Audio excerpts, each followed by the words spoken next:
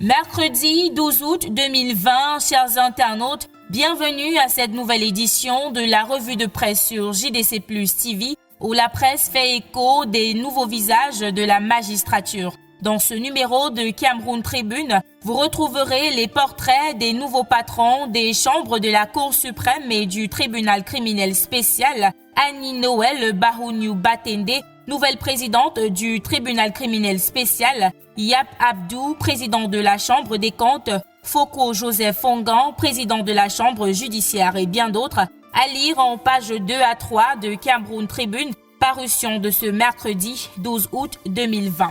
Retrouvez également dans ce numéro de Cameroun Tribune toutes les nominations et mouvements dans la magistrature signés par le président de la République à l'issue du Conseil supérieur de la magistrature qu'il a lui-même présidé lundi dernier. Nous parlons toujours magistrature, mais cette fois-ci avec l'essentiel du Cameroun qui titre « Conseil supérieur de la magistrature, mention bien pour les magistrats ». Le journal justifie ce titre du fait que les récentes assises de cette instance n'ont enregistré aucun dossier disciplinaire, mais plutôt un redéploiement des personnels au sein des juridictions du pays, avec en prime des nouveaux hommes à la tête de la Cour des comptes de la Cour suprême et au tribunal criminel spécial. Et pour ressortir de cette actualité, prenons le tabloïd de repère qui s'intéresse aux recommandations du chef de l'État aux membres du Conseil supérieur de la magistrature. Repère parle de l'exigence d'une justice crédible.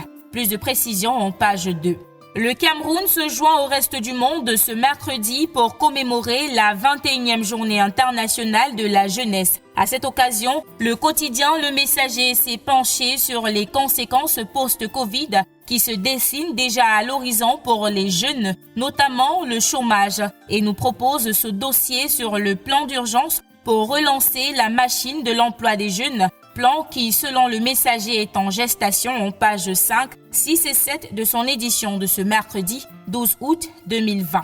Du côté du quotidien Mutation, on parle également conséquences du coronavirus avec l'infection de l'AP. Le journal de Georges-Alain Boyomo souligne que prévu le 4 août, la 5e phase de l'accord de partenariat économique entre le Cameroun et l'Union européenne a suspendu et à Mutation d'ajouter que le gouvernement redoute l'effondrement des recettes douanières dans un contexte de crise sanitaire. Refermons cette édition de la revue de presse avec la voix des jeunes qui a porté un intérêt particulier sur la situation sécuritaire sur la route Bafoussam-Fumbot qui a été le théâtre d'un accident il y a quelques jours de cela, causant la mort d'une 14aine de personnes, parmi lesquelles une femme et ses 2 enfants. Après avoir mené une enquête, la voix des jeunes est venue à la conclusion que cet axe situé dans la région de l'ouest du Cameroun est le théâtre de plusieurs accidents avec au compteur plusieurs vies humaines perdues. État de la route ou alors conduite irresponsable,